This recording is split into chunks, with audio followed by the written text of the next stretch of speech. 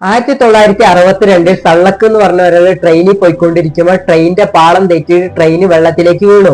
അങ്ങനെ അതിൽ 17 പേര് മരിച്ചു. സള്ളക്ക് മാത്രം നീന്തി രക്ഷപ്പെട്ടു.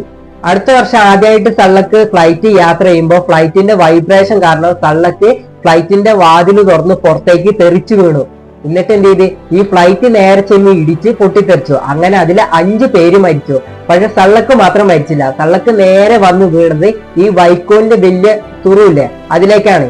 1966 സള്ളക്ക് ഒരു ബസ്സിൽ യാത്ര ചെയ്യുമ്പോൾ ബസ് റോട്ടിൽ സ്ലിപ്പായിട്ട് ബസ് ഒരു കുളത്തിലേക്ക് വീണു. ബസ്സിലുണ്ടായിരുന്ന 4 പേര് വെള്ളത്തിൽ മുങ്ങി മരിച്ചു. സള്ളക്ക് നീന്തി രക്ഷപ്പെട്ടു.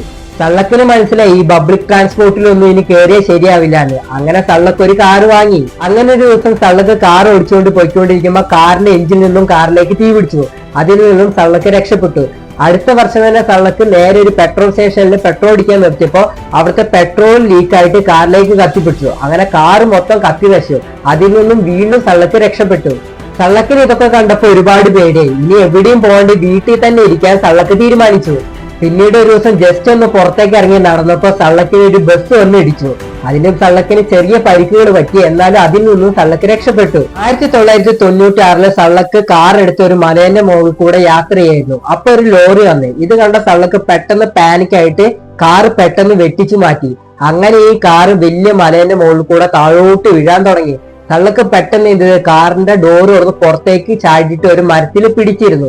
അങ്ങനെ സള്ളക്ക് രക്ഷപ്പെട്ടു. പക്ഷെ കാറ് നിലത്തേക്ക് വീണിട്ട് തവിട് പൊടിയായി പോയി.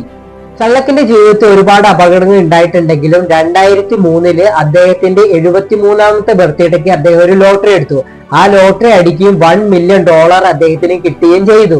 2016 87ാമത്തെ വയസ്സിൽ അദ്ദേഹം നാച്ചുറൽ ഡെത്ത് ആയിട്ട് മരിച്ചു.